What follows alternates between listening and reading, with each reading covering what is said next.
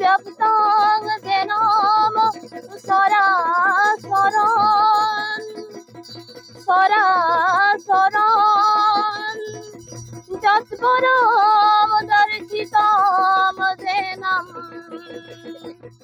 তস্मै শ্রী গুরুবে নমঃ তস্मै শ্রী গুরুবে নমঃ তস্मै শ্রী গুরুবে নমঃ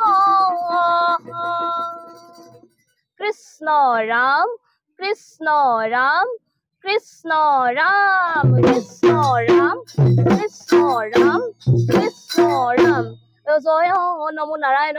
এই প্রথমে প্রণাম করু আদি গুরুজন শিক্ষা গুরু বিদ্যা গুরু প্রণাম চরণ এই আদি গুরু বাদ্য গুরু গুরু যতজন সৰস্বতী মাতৃ বন্ধু মই তোমাৰে চৰণ।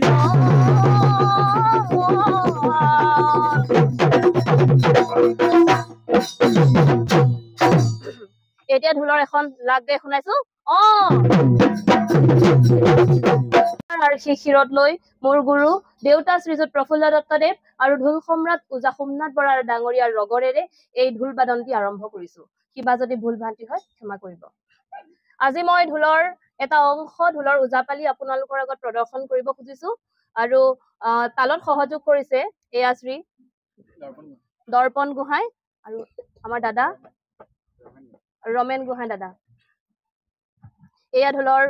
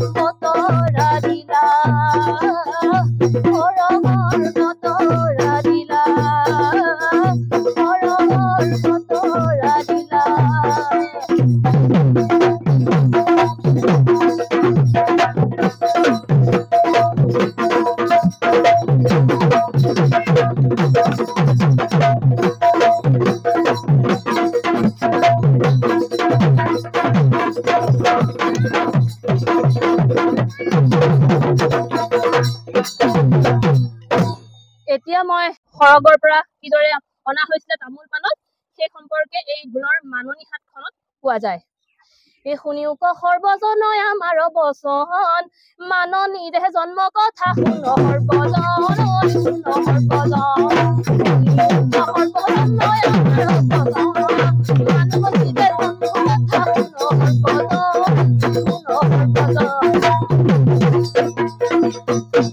মান নহলে পৃথিৱী নচলে সেইকাৰণে প্ৰথমতে মানৱ লাগে ঐ মানৱ লাগে সৰগত আছিলন্ত শিখৰ গুটি মহামুনি নাৰদে গৈ আনিছিলে খুজি খুজি আনি গুটি দি প্ৰসাদতে দিলে পকাই সেই গুটি পৃথিৱী পকালে ঐ পৃথিৱী পকালে ভেটি ভেটি কৰি চাৰি ভেটি বান্ধে মধ্যম ৰাতি পুৱা কানে ভেটি দিলে ঐ ভেটি দিলে।